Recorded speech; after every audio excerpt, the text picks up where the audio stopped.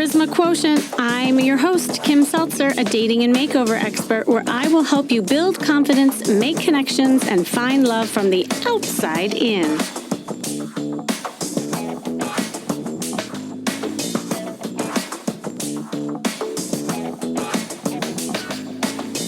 I'm back doing another episode of Where Are They Now? And for those of you who hadn't heard the first episodes of these series, I will recap. So as you know, I coach a lot of people. And of course, you have heard me coaching people live on this podcast with my Coaching with Kimmy episodes. I have a ton of clients who I send off into the world after coaching them. Sometimes I have no idea what's going on with them, but often I do. And it's so amazing and rewarding when I hear countless success stories and read thousands of emails of previous clients updating me on how their life has improved and often how they find love. So I do these Where Are They Now episodes to inspire and motivate you by hearing what happens to people after I work with them.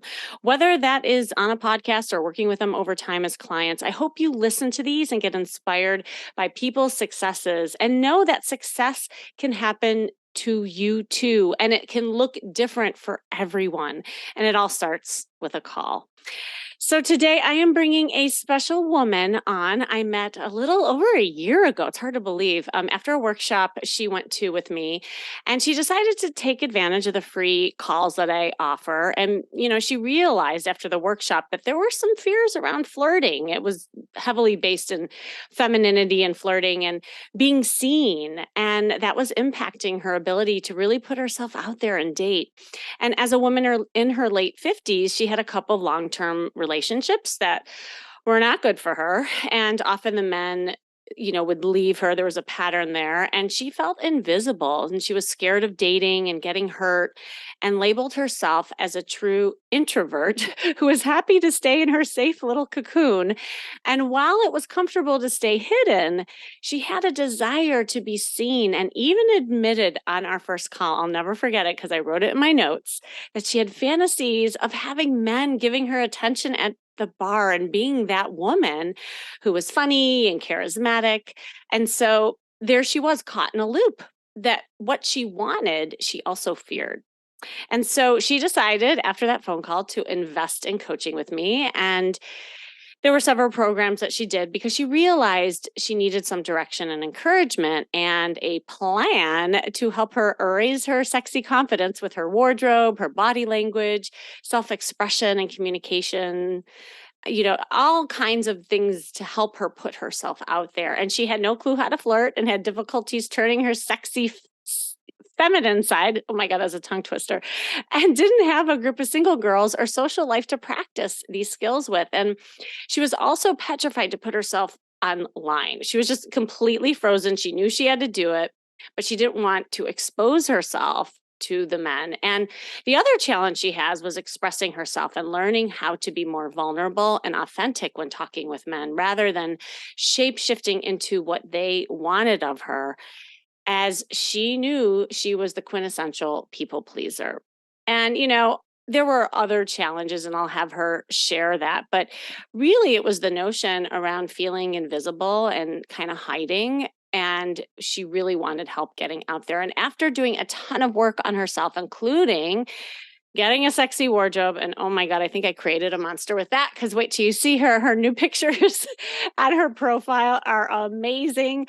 She learned how to flirt and socialize in organic situations, which was really hard for her before, building her social life with activities and groups. And she has really learned to gain her sexy confidence, put herself online, and dare I say, actually date. And she has not just poked holes, but broken out of that cocoon and is soaring as a beautiful butterfly that she is. And we even have a video, and we'll talk more about this, of her transformation where an actual butterfly, I kid you not, landed right by us during our very first interaction and visit together that you can see online. But I'll have her tell the rest. Welcome, Susan. Thank you, Kimmy. Oh my gosh, that was so fun, like reviewing everything. How was that hearing all that? Wow, what a journey. I was reviewing it myself, knowing I was going to be on this podcast, but boy, you hit a lot of the highlights. Yeah, well, I it's so funny because, as I work with people and especially with you so intensely, you do forget. It's almost like a child growing and you forget, like you don't see the growth in front of you until you see pictures of how small they were. It's almost that effect. So it was really fun and you just have made amazing strides. But I mean, I recap, but I'd love for you to share just your experience, what life was like way back when, like before we hopped on that call and kind of the feelings you were having and the fears that you faced. Well, I knew that some of my biggest issues were around feeling invisible and honestly wanting to be invisible because of fear. I was afraid to let anybody really see who I was and also really know who I was, that this is my opinion about that. And this is how I feel about this. Looking back on that, it was such a huge hurdle for me that I was able to overcome. And in hindsight, it doesn't feel like it was Mount Everest to climb. I know there were a lot of tears. I know there were a lot of hard meetings that we had, but now I feel so light and easy about all of it, almost effervescent. Yes. And you look effervescent too. Like that's Oh, thank you. reflected in your energy. When you were kind of in that frozen state and hiding, what was going on? Like what prevented you from putting yourself out there? I was afraid of being judged. Mhm. I was afraid of failing, I think. And I had that fear that if people really knew who I was, they would not want to be with me. Mm. And what I've learned over the past year is that that's nonsense. Mm. That's absolute nonsense. And I deserve to be heard. I have a right to be who I am. And it's fun to be who I am. It's like music to my ears when you say that. Do you remember, because we uncovered a few things of where that was coming from. Do you remember, like, kind of the discovery of that? Oh, clear as a bell, clear as Mhm. a bell. That was the morning that the butterflies showed up. Yes. That was our first breakfast meeting together, and I knew, that there was something that had happened that created this fear around being seen, this need to be invisible, but I couldn't pinpoint it, and I was really struggling. And over a cup of coffee, you turned around and said to me, "Susan, this is what happened to you. As you were growing into a woman around 16, 17, that was completely squashed in you. Your emotions were not valued. You were not allowed to become the woman you needed to become. Therefore, you are stuck in this 16, 17-year-old mentality, and you wear things that try to cover up who you are. And in your life, you make decisions that cover up who you are because this is what you experienced when you were at that point of reaching adulthood and becoming a woman.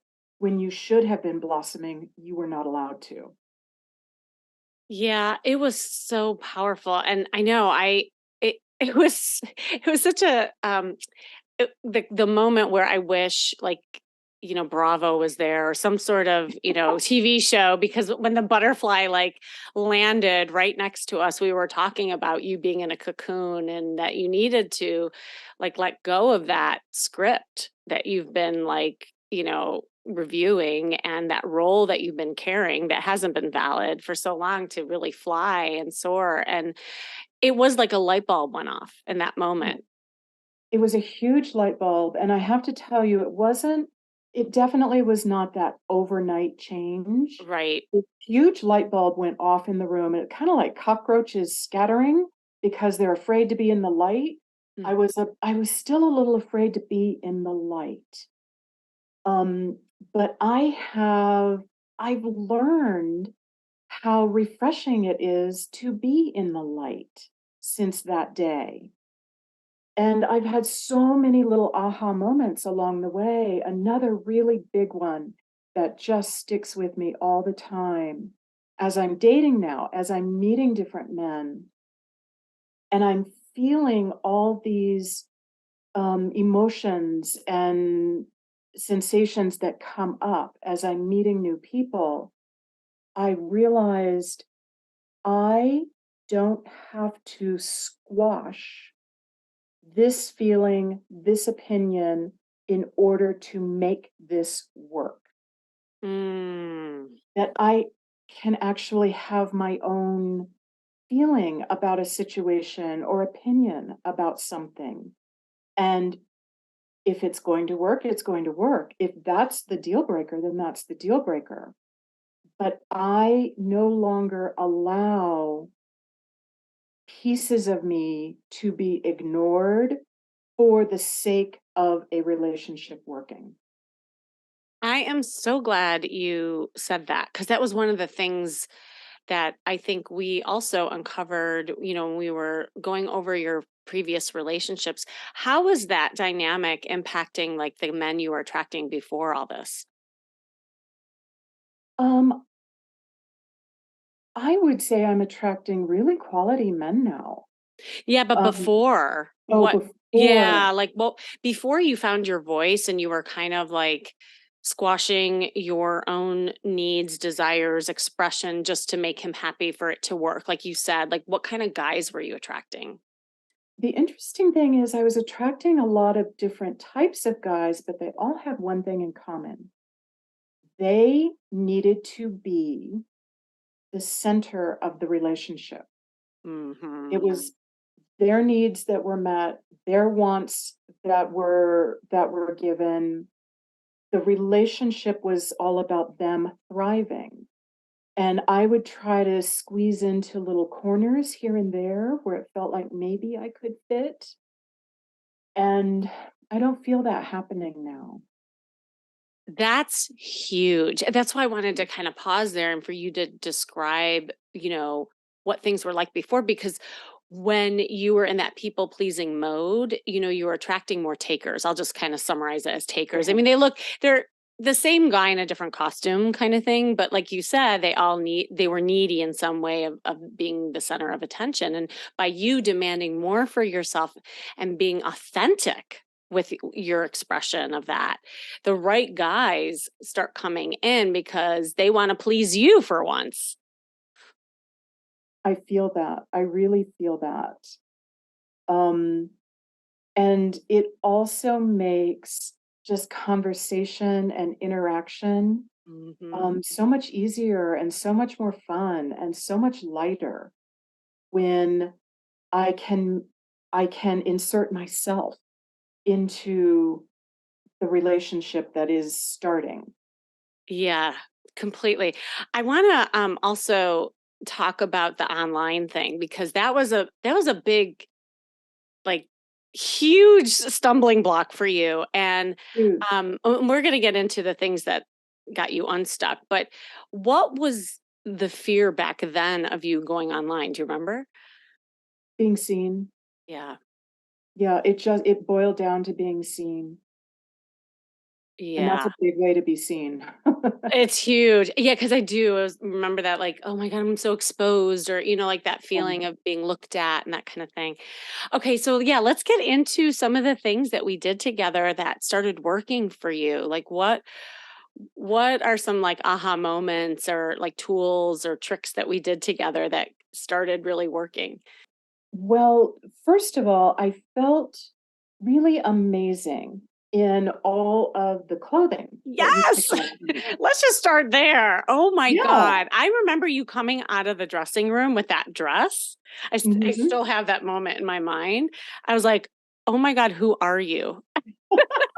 And even the way you walked out of the dressing room, it was like a different person from the clothes that you had before. And those of you listening, like you can see the before picture.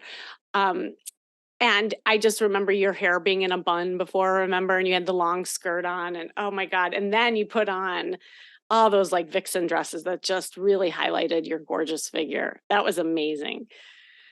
Yes. So that was one of the first things. Yeah. The second thing was just talking with men, just Yes. introducing myself and making a funny comment about, something that was going on in front of us. It was really fun. It was really fun. We just walked around town and into hat shops, into restaurants, into jewelry stores, anywhere, and just started talking with people and seeing where that led us. And people were always so happy to engage. Yeah, and I think that really hit upon the whole introversion thing because so many people feel like they're introverts, and and in some ways, like I think people are wired that way, but in other ways, it's a learned behavior because you just get so comfortable not talking, right? And so just seeing you exercise that social muscle, like, and you just like took off to the point where I remember visiting you the second time because we did, two in-persons together, and like you were leading the way. Like you were leading the conversation. You're like, "Oh, let's go here." I'm like, "Oh my God, who?" And then you showed up in all your clothes, and it was just this like confidence that was just beautiful to see. And we have to tell the story about the guy at the bar. I even forgot his name at this point, but that was a big thing too. That was. And I was so sure that it was you that he was hitting on, but it was me. It was you. And it was Doing me who got all the little follow-up texts, wishing me a yes. happy Thanksgiving and a happy spring and all these things. He was so into you. I know, and it was really, like, fun to see, and you started doing all those, like, flirty things, to him to give him the indication, and it was Yes, working. yes. I was in school. I was in school. Flirt school. Yes, it was. I didn't beat you with a ruler, though. It was much more fun than that. Um, and I think wasn't it the first time you got, like, asked for your number, just an organic situation for Yes. yeah. Yes, and also there are a lot of other firsts that you helped me through. So for example, when I put myself online, you were with me. We were sitting in a little restaurant. I had my laptop with me, and it was just so, okay, now you put your name in. Oh, click on that. Do you like cats or dogs? Click on one of these. And it kept going, and boom, I was online and the messages started coming in just like that. And I would have run from the restaurant if you had not been there. And you said, "Oh, say this to him." And so I started my first conversation with you there, and that got me over a big first for me because to me, this was also, I was making it way too precious. Yeah. I was investing way too much in just a, "Hey, how are you? What do you like to do on the weekends?" kind of conversation. It was really a life and death conversation for me. You got me through those. When I didn't know what to say next or how to restart a conversation, I would text you and you would say, "Oh, well, Susan, just go here and here and here and say this and this and this. And did you ask that? Did you ask this? Oh, okay." And that would sort of jumpstart me again. Um, I've had my first, little breakup.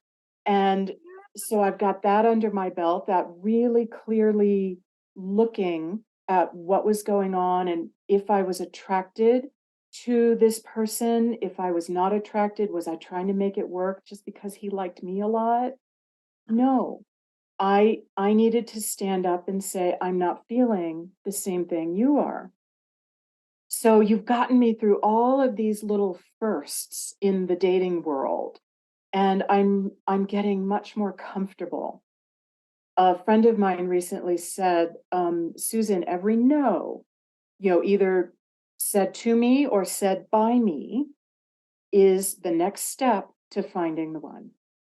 Yeah, It's just the next step. It's it just the next is. step.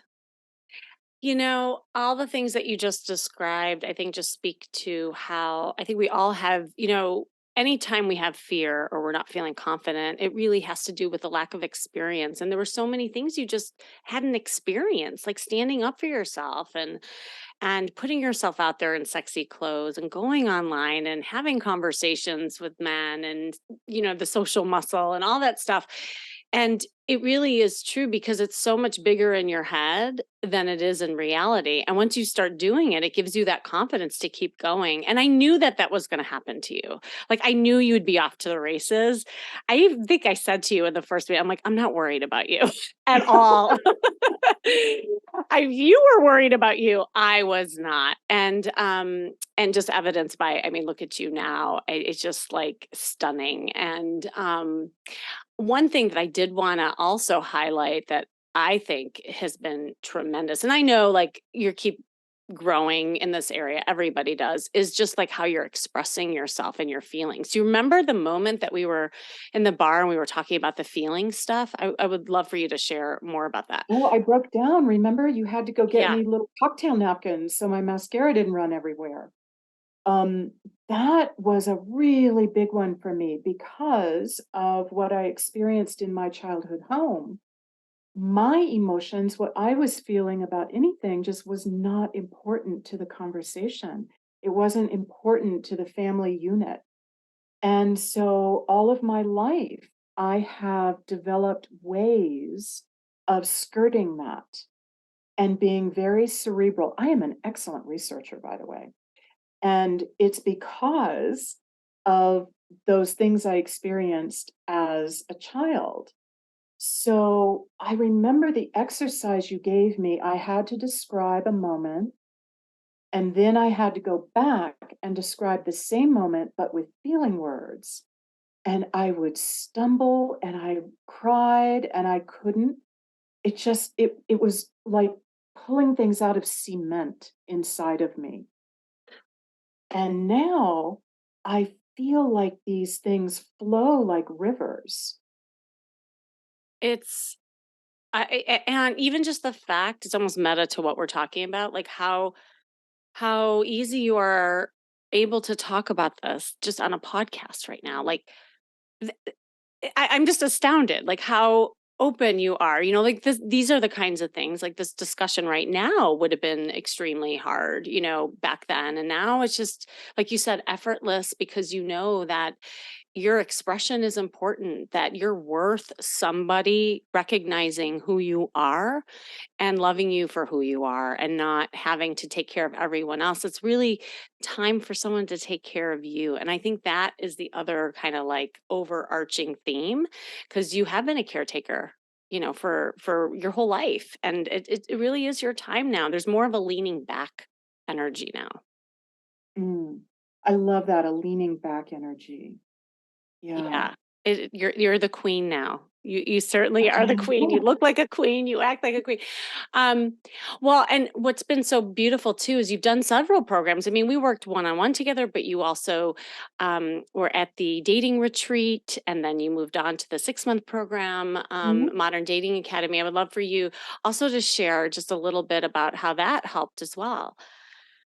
That helped me a lot because I was sitting in a boat with other people who were in this same boat. They were experiencing the same things I was, and they were sharing about it. Mm. And so to hear these very personal um, stories and issues come up with everyone else, that gave me more freedom and allowed me more capacity to share all these things that are coming up for me as stumbling blocks, as confusion, as wins, as joy. It helped me a great deal. Yeah, I think that's the thing is like we all feel so alone sometimes, Mhm.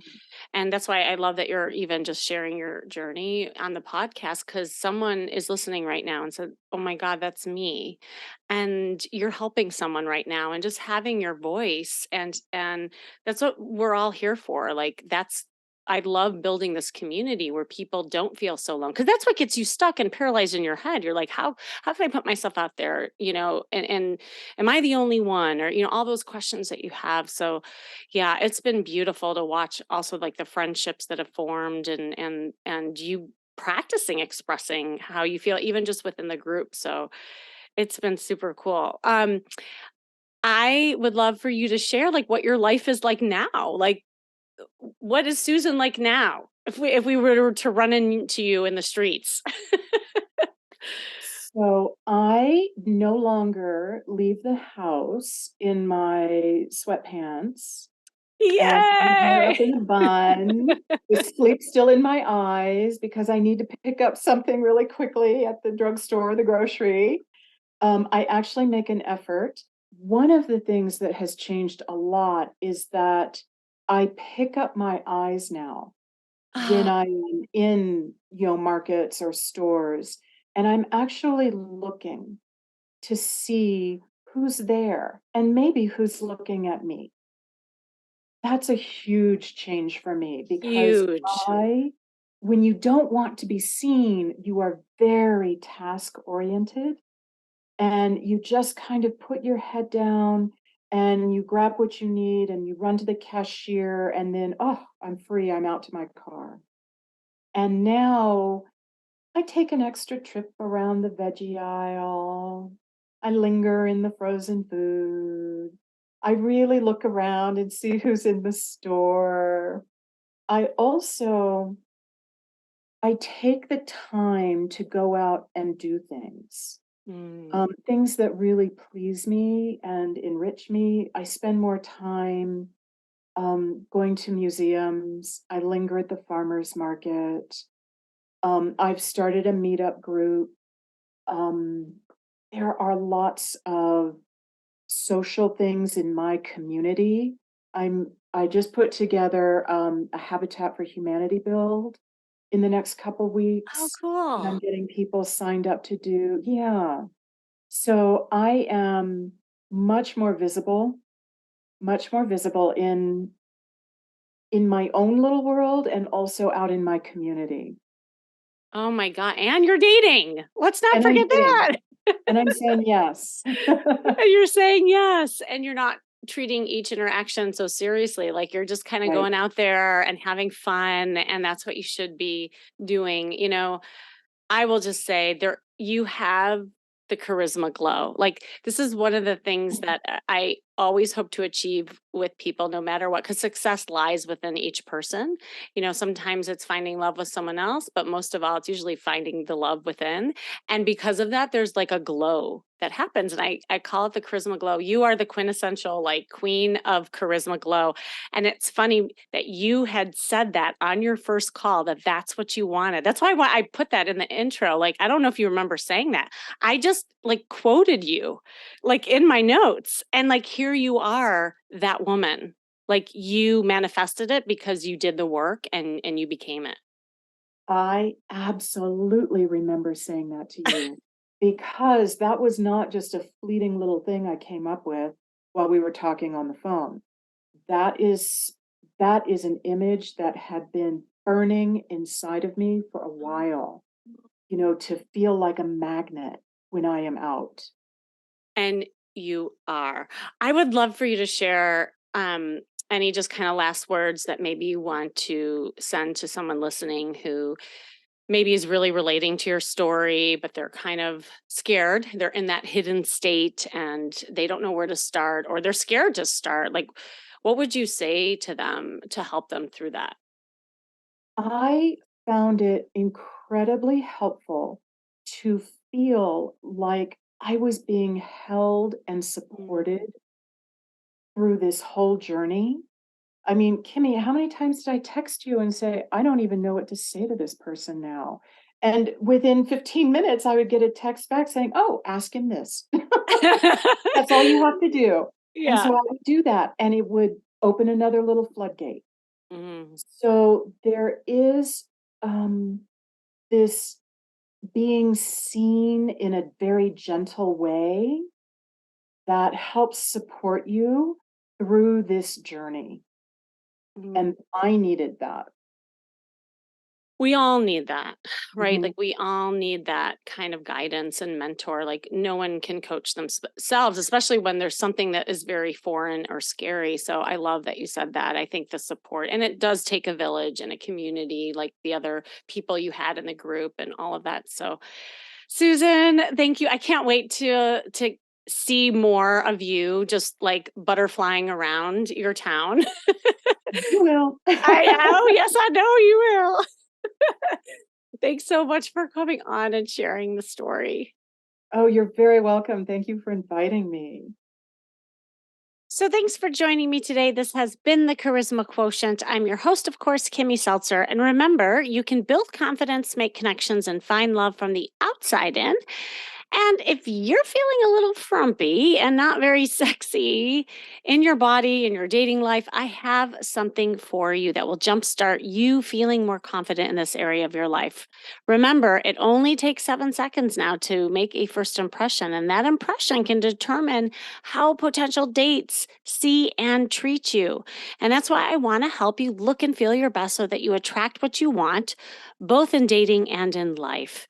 Just head over to kimmyseltzer.com/slash style and download my free style guides. I have a body shape guide for women and a man's fashion manifesto for you men out there. I know you secretly want to know about fashion. You just don't sit around on a Sunday afternoon and talk about it. These guides are going to help you determine your body type, what flatters your figure, and provide specific fashion tips just for you so that you feel that sexy confidence in your clothes and body. And hey, you are also going to learn about my upcoming Stop Hating Dating interactive workshop, April 11th. It's called the First Impression Makeover, and it's about creating your own confident style and mastering body language for your dating success. You're going to learn to feel confident in your skin, market yourself attractively, and attract dream partners in a fun filled experience. As you know, my workshops always are for those of you who have experienced it. So just get fired up and do both. First, go to get my style guide, kimmyseltzer.com/style, and then register for the workshop at stophatingdating.com. That is stophatingdating.com, and become the confident and stylish person you know you can be, or at least want to be. And you will be. Remember, working on you is working on your dating life. That's all for now.